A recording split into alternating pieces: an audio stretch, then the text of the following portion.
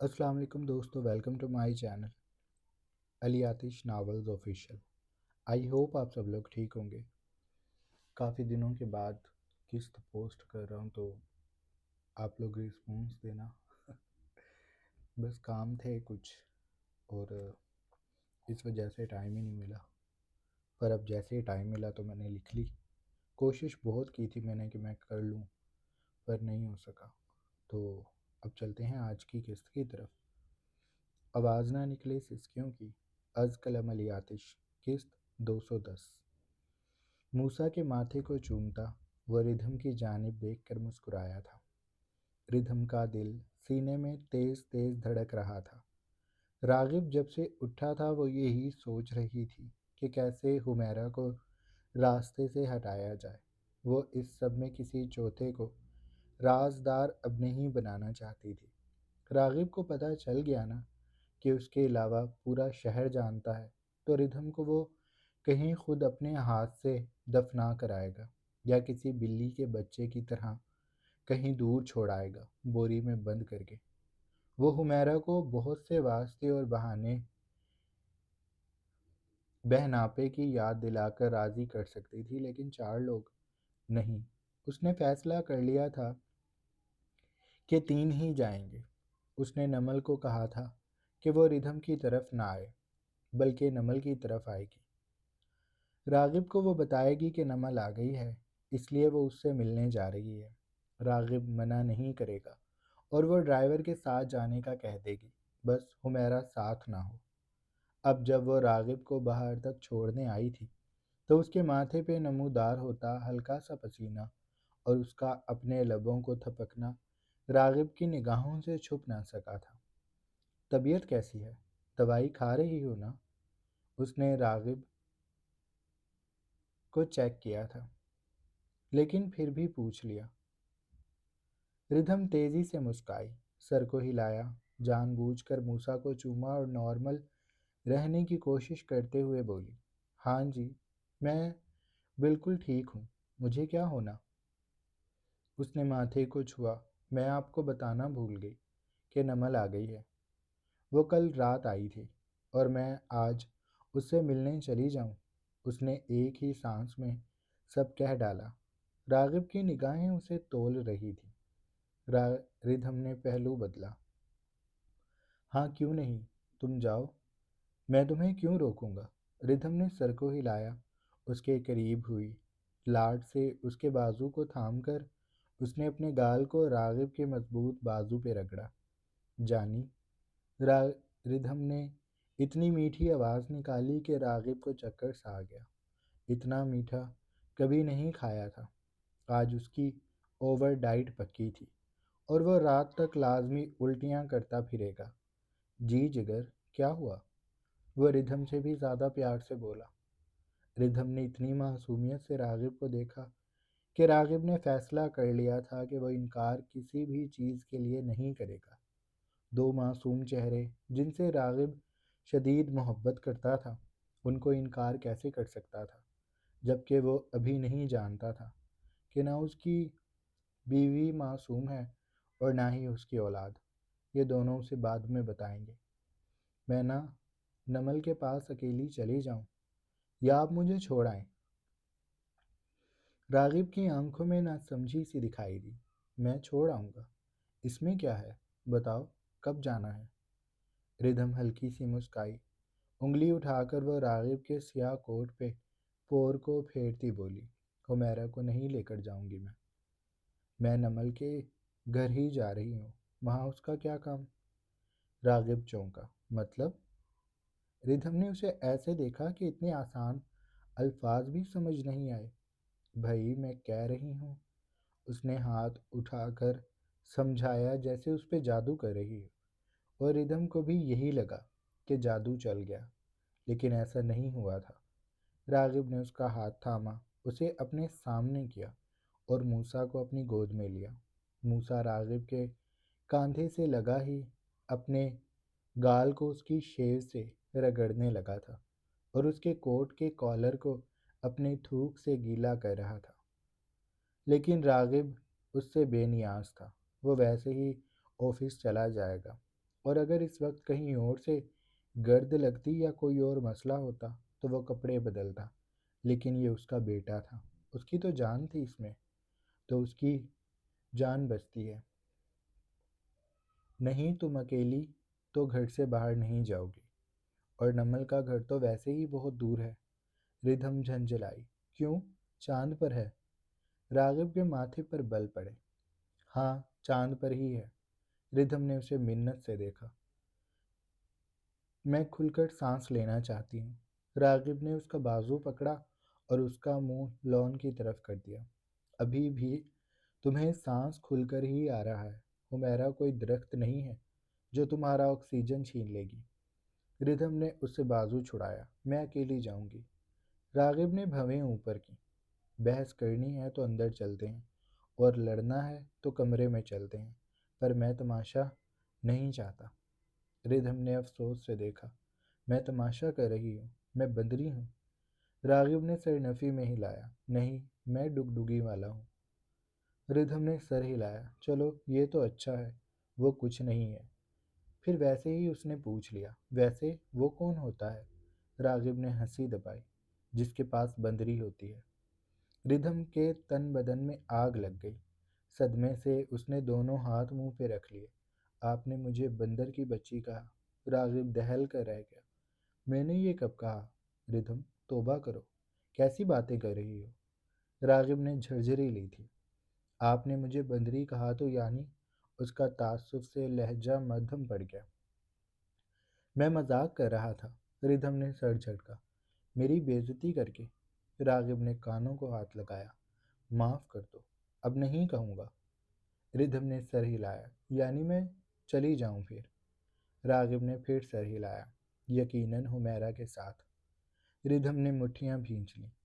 راغب، میں کوئی چھوٹی بچی ہوں؟ راغب نے ہاں کہا۔ میرے لیے تو وہی ہو۔ راغب، میں کسی کے لیے بھی بچی نہیں ہوں، میں بڑی ہوں، اور میں بہت ٹائم سے اکیلے آنا جانا کر رہی ہوں۔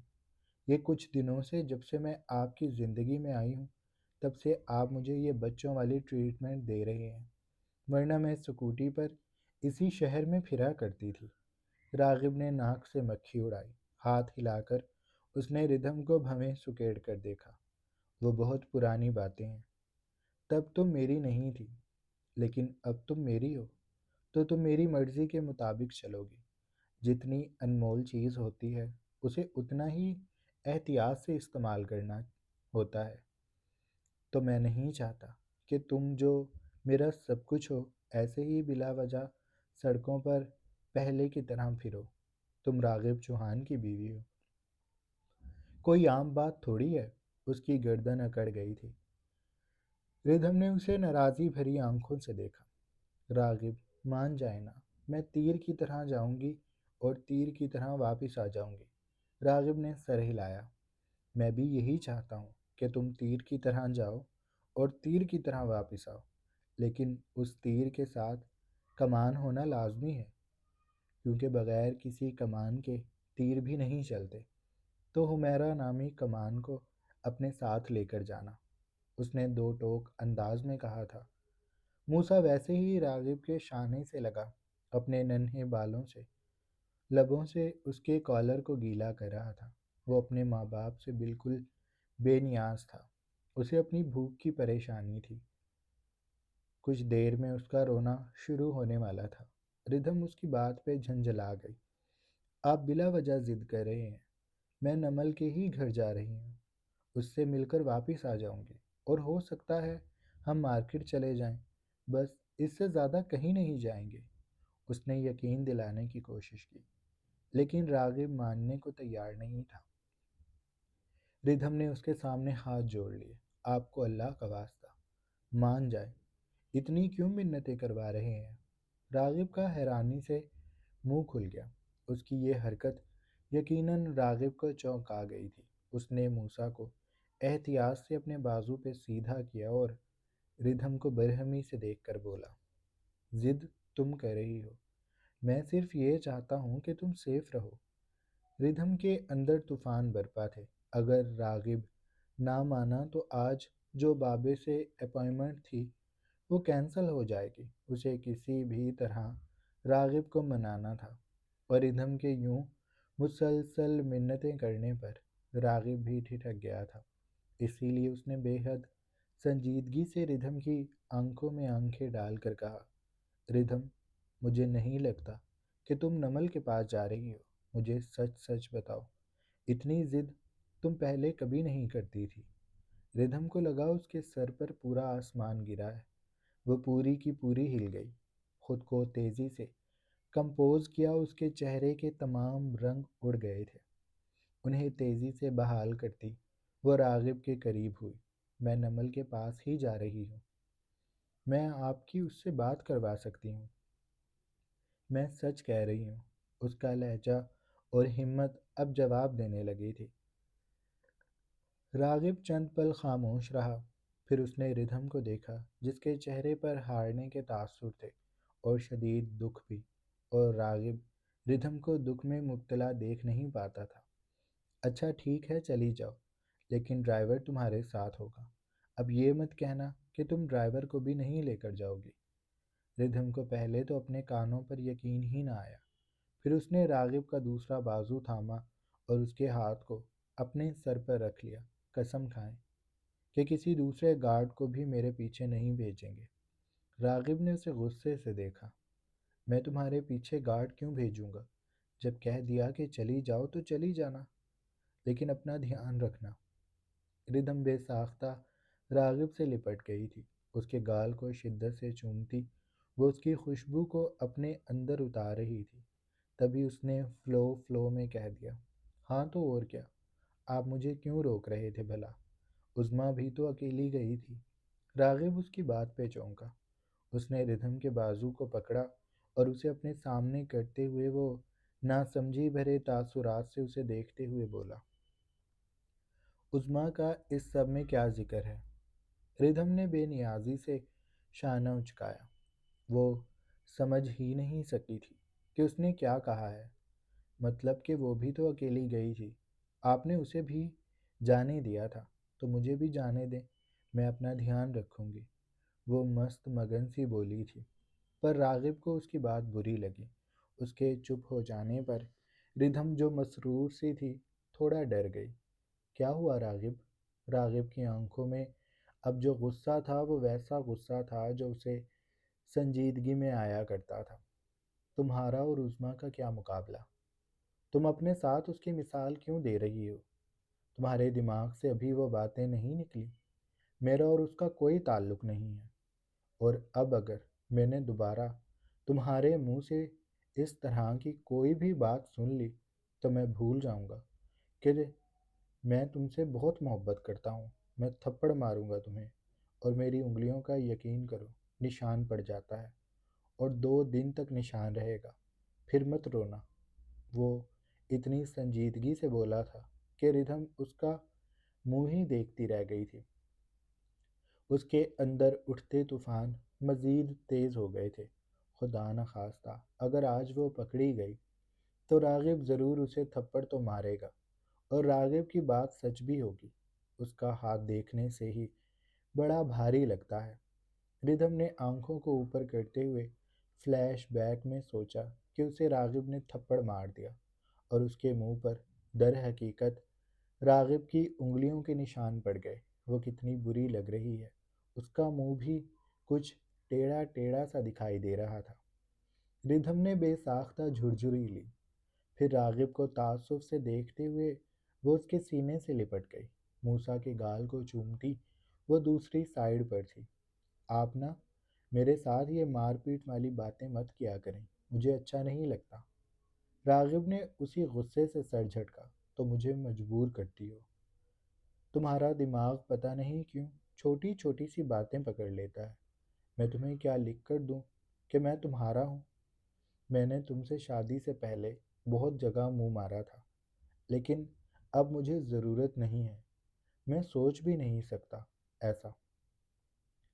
وہ اسے جیسے یقین دلا رہا تھا۔ ردھم کو اپنی بات پر پچھتاوا ہوا۔ اس نے اپنی غلطی کو تسلیم کرتے ہوئے راغب سے معافی مانگ لی۔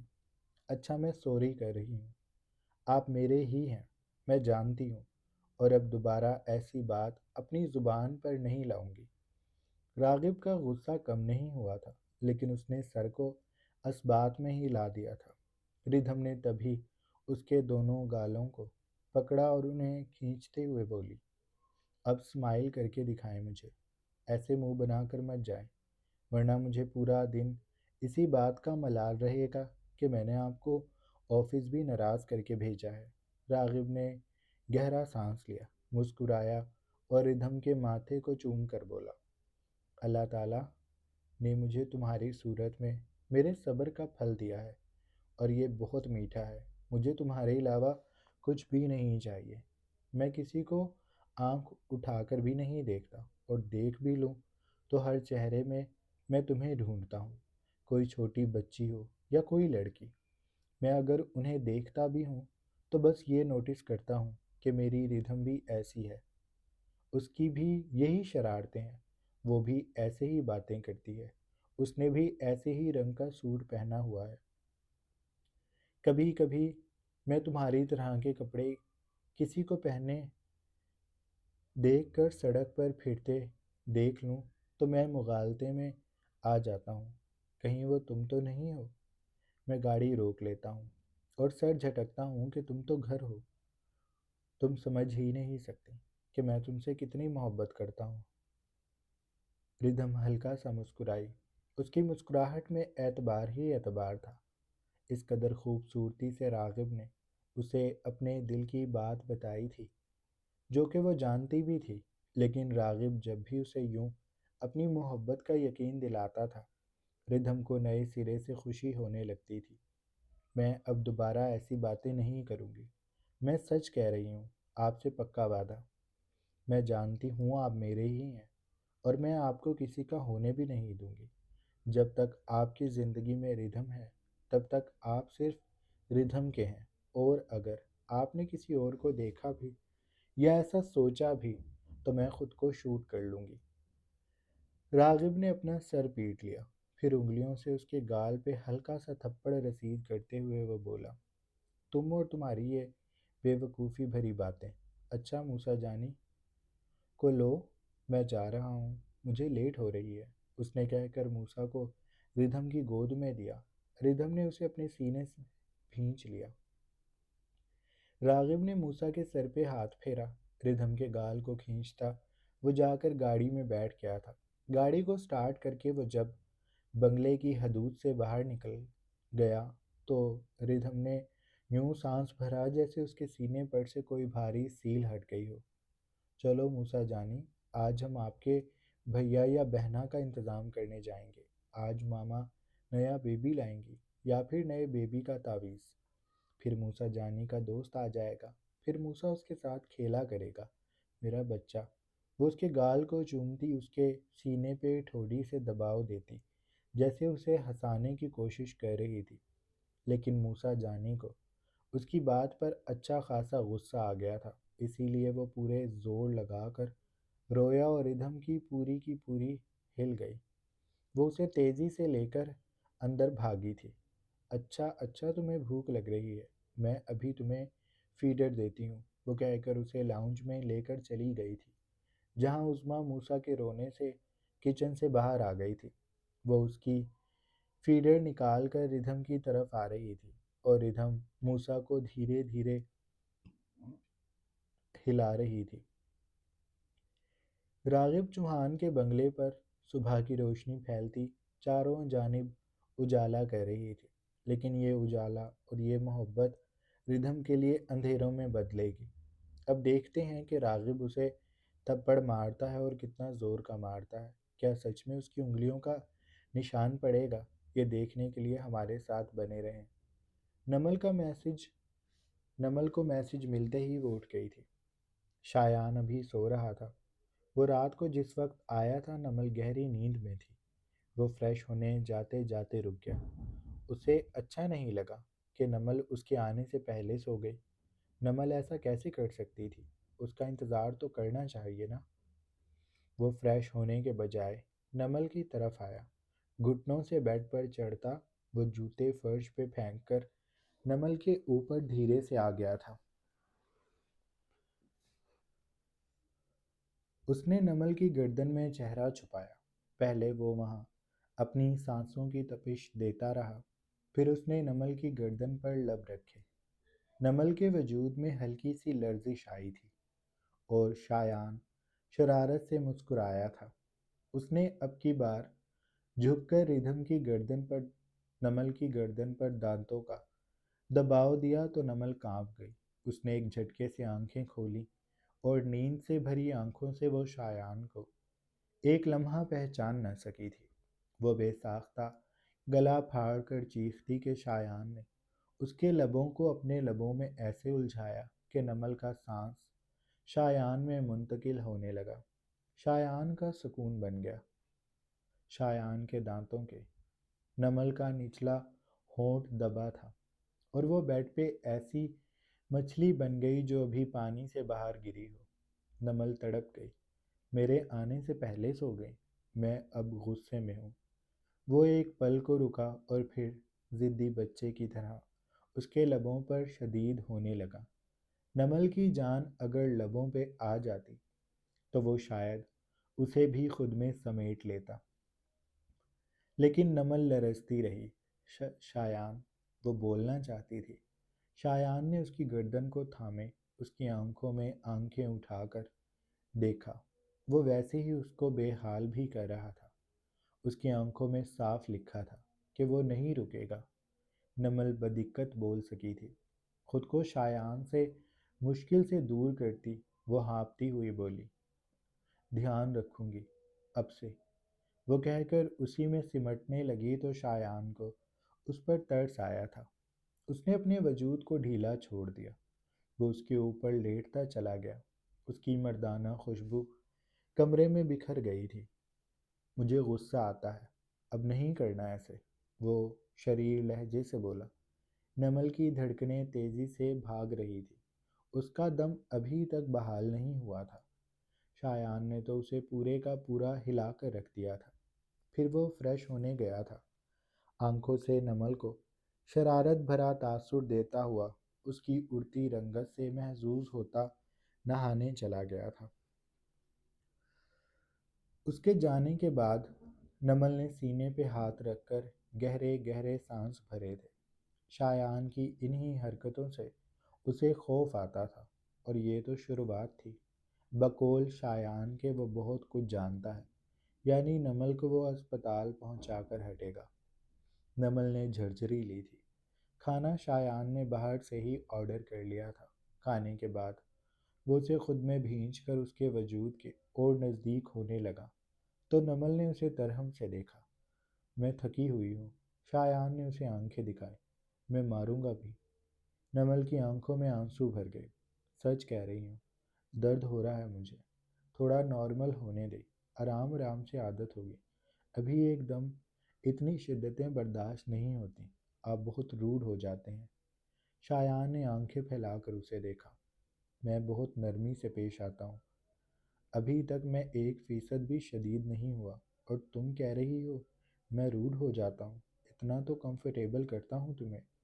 وہ اس میں اترنے لگا۔ شایان، وہ رندی ہوئی آواز سے اس کا نام لے کر سسکی تو شایان رک گیا۔ اچھا بھائی، روڈ نہیں ہوں گا، سافٹ رہوں گا، اچھا شوہر بن کر پرفارم کروں گا۔ وہ اسے بہلا رہا تھا، لیکن نمل نہ مانی تو شایان ہی رک گیا۔ پر یہ بس آج، ہر روز ایسا مت کرنا، اس نے نمل کو وارن کیا تھا۔ نمل نے سکون کا سانس بھرتے ہی اپنے بازو اس کے بازوؤں میں بھرے اور اس سے لپٹ گئی۔ آئی لو یو۔ وہ آنکھوں کو اس کے بازو سے رگڑ رہی تھی، جھوٹی۔ شایان نے گردن کو جھٹکا تھا۔ نمل نے اسے چونک کر دیکھا۔ اس کا بگ بوائے ناراض ناراض سا تھا۔ میں سچ کہہ رہی ہوں، وہ یقین دلانا لگی تھی۔ اگر ہوتا تو میرے پیار کو تم روڈنس نہ کہتی، وہ منہ بسور کر بولا تھا۔ نمل سیدھی ہوئی۔ شایان بھی بیڈ گراؤنڈ سے کمر ٹکا کر نیم دراز ہو گیا تھا۔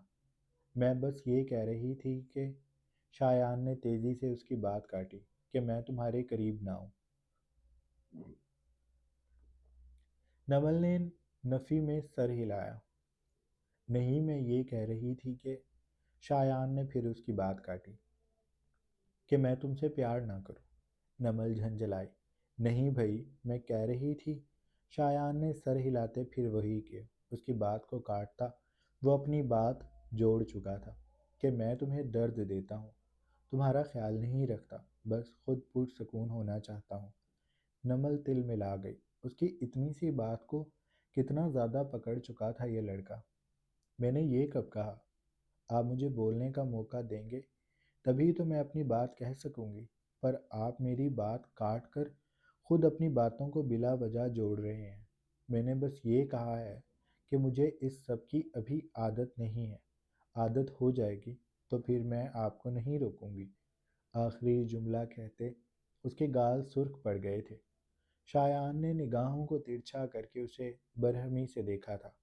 ہاں، اور مجھے تو جیسے بچپن سے یہ سب کرنے کی عادت ہے نا۔ میں تو جسم فروش تھا، بازار بارز میں ڈانس کرنے کے بعد عورتوں کے ساتھ یہی سب تو کرتا تھا میں، وہ جل بھن کر بولا۔ نمل نے اپنا سر پیٹ لیا۔ آپ اتنی سی بات کو کہاں سے کہاں لے کر جا رہے ہیں؟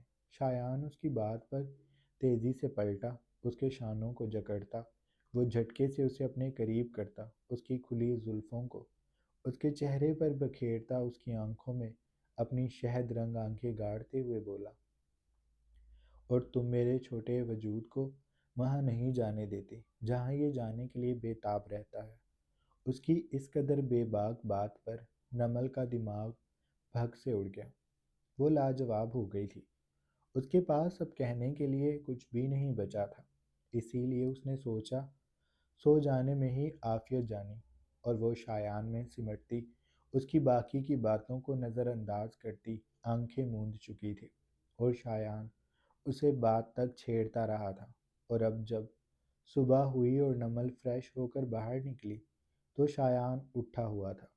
اس کے باہر آتے ہی اس نے نمل کو پکڑ لیا تھا، اس کی دونوں کلائیوں کو تھام کر وہ اس کے بازوؤں کو اس کی کمر پر لے گیا تھا۔ گیلی گیلی زلفوں میں چہرہ منتقل کرتے ہوئے وہ نیند سے بوجھل آواز میں بولا، کہاں جانے کے لیے اتنی صبح صبح تیار ہو رہی ہو؟ وہ اس کے فریش ہو جانے کے بعد اسے ڈھونڈتا ہوا اٹھا تھا۔ پھر باتھ روم سے پانی گرنے کی آواز سن کر وہ بیڈ پر اسی کا انتظار کرنے کے لیے بیٹھ گیا تھا۔